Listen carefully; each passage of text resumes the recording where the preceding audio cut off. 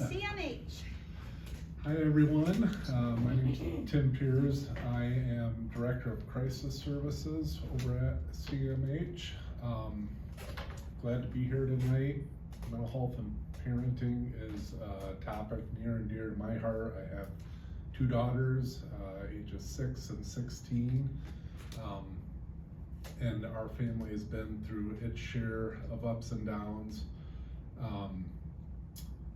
I want to talk a little bit tonight around parenting in crisis, which is the area my department focuses on over at Community Mental Health. There are three kind of thoughts I had around that. One being that crisis is inevitable, I believe. Also that no parent can possibly be prepared or know what to do in every crisis kind of situation they may experience. And lastly, just that help is available in our community. So first I thought I'll look up a definition for crisis and share that, right? And I looked at a few definitions and I'm like, wow, these are like really vague, you know, and that makes sense to me because crisis is so dependent on the person experiencing it, on the circumstances surrounding it. What may be a crisis for me may not be a crisis for you, and vice versa. I'd like to share kind of the first memory around crisis and parenting for me. So my first foray into parenting, my wife, our oldest daughter was 3 when my wife and I got together. And early, probably, I don't know, 9 months into the relationship, one of the first times I took our daughter out to do something on my own. And I decided to take her to Holland State Park to play for a little while. And we were sitting on the bench of a picnic table, and she came behind me and put her arms around me and wanted a piggyback ride, right? So I stood up, and before I could even get an arm around her to kind of support her, she fell flat-faced onto the bench seat of the picnic table and immediately began sobbing and had blood coming out of her mouth. You know, and I'm trained as a clinical social worker. Years ago I was trained as a paramedic. And let me tell you, in that moment, I was not prepared for the situation I found myself in. So it all worked out. She had split her lip open a little bit, and she was fine and everything. But that just brings me to my next point. That I never would have been able to prepare for that or avoid the way that shocked my system in that moment. And I think it's important to say that because I feel like there can be a lot of pressure on parents to know what to do in any given situation. And kids don't come with a manual, spouses, partners don't come with a manual, we're all learning. And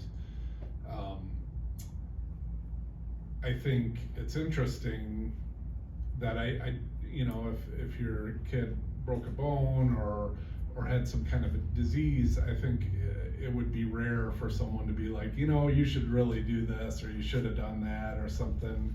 And yet, oftentimes with behavioral health, you do find people willing to give advice, well-meaning maybe, but I know that can feel sometimes for people like, oh, I should have known or I should have done something different, and I don't believe that's always the case at all. Lastly, I wanted to talk about help in the community. So we're very fortunate in Ottawa County to have some great resources. There's people with other agencies here that have wonderful stuff going on. I wanted to brag a little bit about my agency and some things we're doing. So first, I wanted to talk about our helpline. We've had that for a long time. I didn't name it, but I've imagined why it was called the helpline and not the crisis line is because you don't have to be in crisis to call, right? Like, we want to encourage people who need someone to talk to, who have a question or want to know about resources, to give us a call and talk. It's available 24/7. You'll be connected to a clinician that's there to help. So great resource in that. A newer program we have is our Children's Mobile Crisis Program. So currently that's available weekdays from 5 p.m. until midnight. Trying to catch that family time, kids coming out of school and things of that nature. That program, it's great. So parents, families can call the number and get in touch with a team that can provide support, even to the point of coming out to the home and offering services, getting people connected to services, all that kind of stuff. Next, I wanted to talk briefly about our crisis intervention team program we've had for a few years now. So that team works with first responders to provide training and clinical support for police, fire, and EMS as they're going out to emergencies in our community. And then last, I just wanted to share kind of the direction our agency's going with something for the future. So we are in the process of building out 24/7 mobile crisis response in our community. I think the best way to explain that is in the same way you think of fire, police, EMS being available whenever you need them. Having something for crisis, for behavioral health crisis in that same vein, where you don't have to chase it down at a hospital or an outpatient provider, where you can be put in touch with highly trained responders anytime, day or night, who can come out into the community and support you with the services you need. So more to come on that. We're working really hard on it. Excited to have it coming down the pipe. So thanks for letting me share. Vicki, do you want to do your own slides, or do you want me to? Sure. Okay. I'll be mobile then. All right. Can you guys hear me? Or do you want me to have the microphone? It never hurts to use the microphone. Okay, all right. Thank you. Okay, hi, I'm Vicki Kavanaugh. I'm from Arbor Circle. And one of the things that I get to do is go out into the community and do mental health awareness trainings.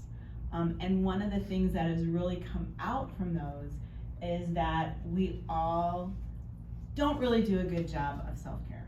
So we're gonna talk a little bit about self-care for yourself, but especially as a parent.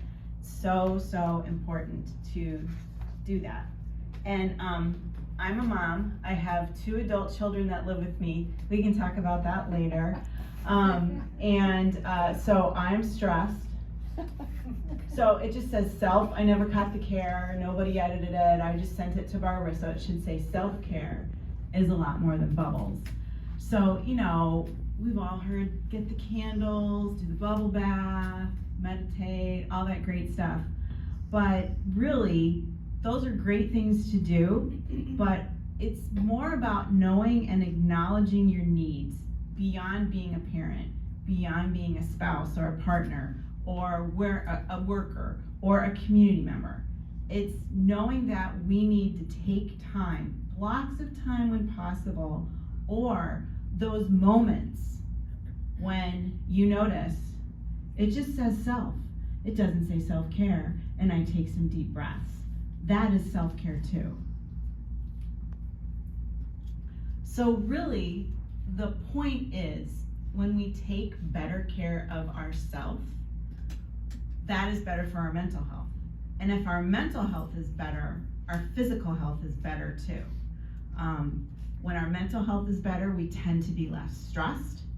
There's a decreased risk of burnout, an improved mood. We can focus more, we're more productive, we're more self-aware. We just feel better, right? When we take better care of ourselves, we feel better. And I think all of us can kind of relate to that. If you can think back to a time when life was just crazy and you were go, go, go, go, go, and then to a time when you actually had time to breathe. And breathing is a big part of self-care. You feel better. I love this one. I'm gonna come over here so I can read it. So this is what it says it's supposed to be like bubble baths and spa days and massages, which are great. But really, taking care for each of us is gonna look a little different. Setting boundaries. My good friend Tim and my friend Barbara will tell you I suck at setting boundaries. Absolutely suck at setting boundaries.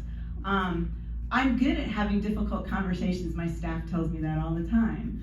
I'm trying to be better with meditation. But you see there's a lot going on, like nourishing your body. Like I love those cookies out there, but I probably shouldn't have 12. I should have some apples instead.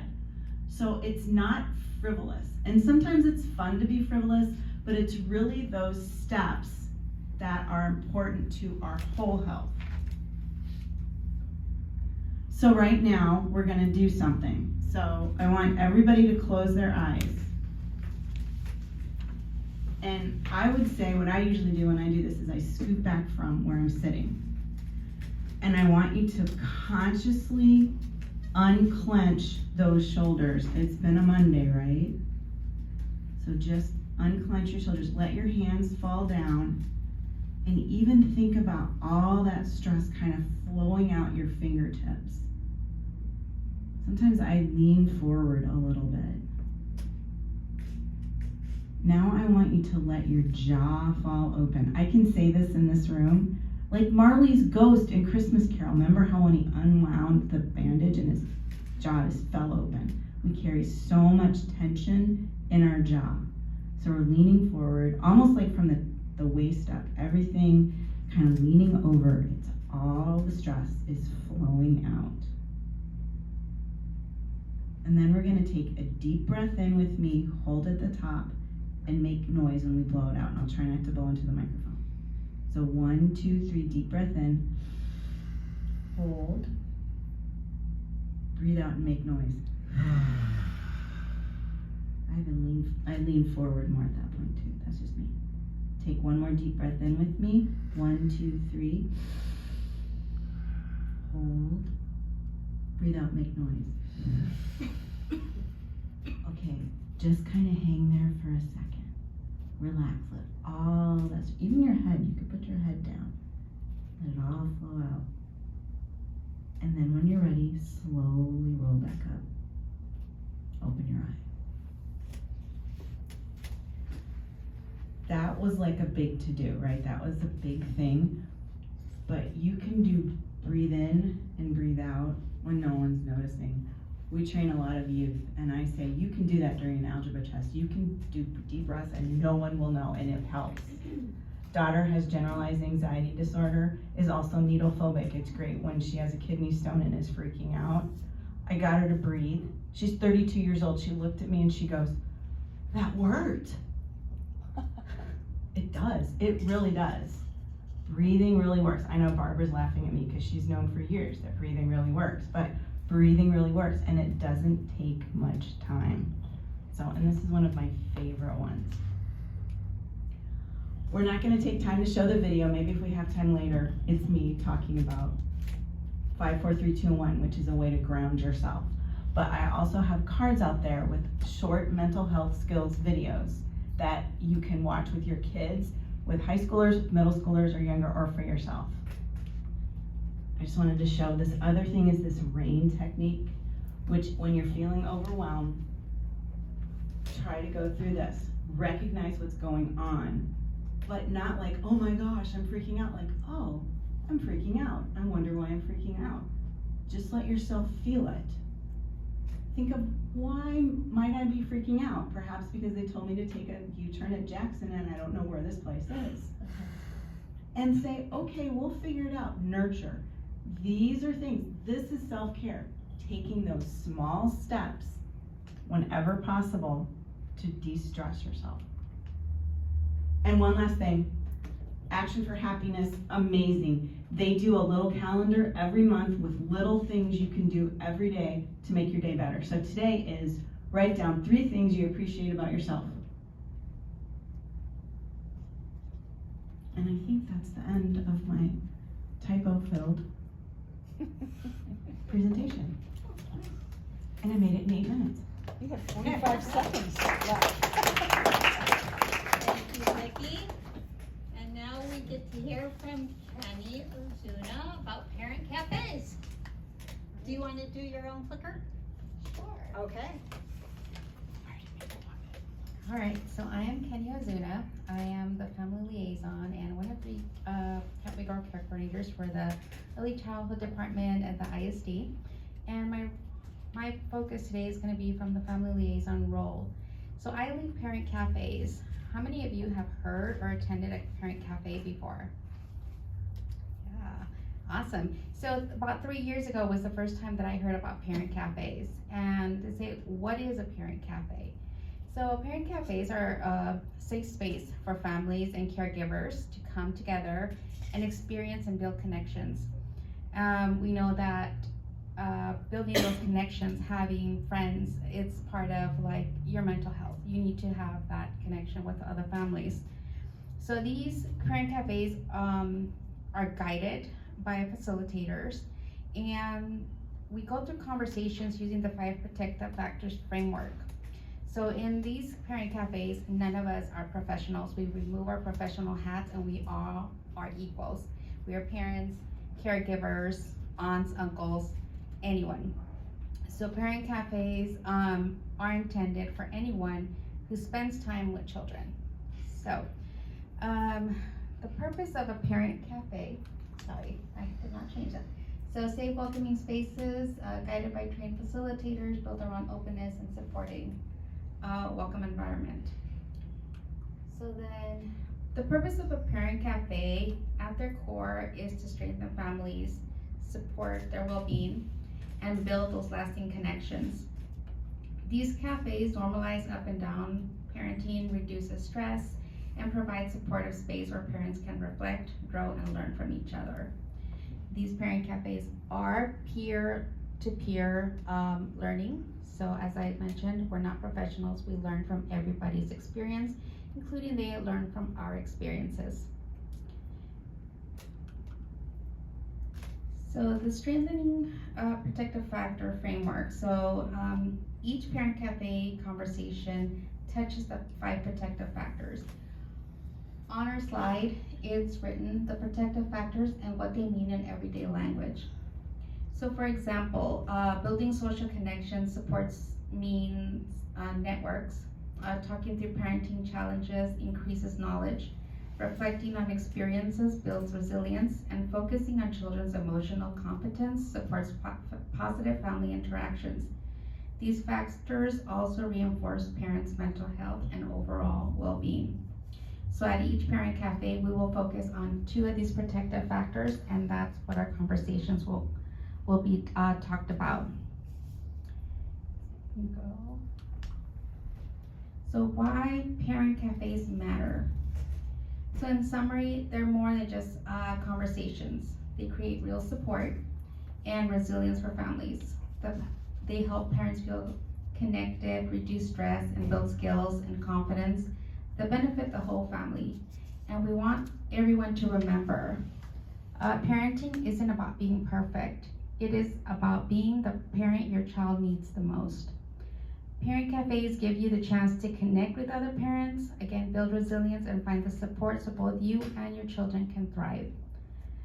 We are having parent cafes throughout Ottawa County, Grand Haven, Holland, Sealand. We've gone out as far as Allendale, Coopersville area. We are working to get something going in Hudsonville as well. So to really grasp the concept, I do invite you all to come and experience a cafe for you, experience a cafe for yourselves and see what it's about. And maybe it's not for you, but it's for somebody that you feel can benefit from it. Each parent cafe, even though I go to everyone that's leading them, I always have a different experience because we have different families. We build those connections. And at the end of the day, you can really see how meaningful these parent cafes have been to the families. And I think I talked a little faster than I needed to. I do want to say parent cafes are all gender inclusive, although we do have dad cafes. And those are to support mainly those male role models, male caregivers.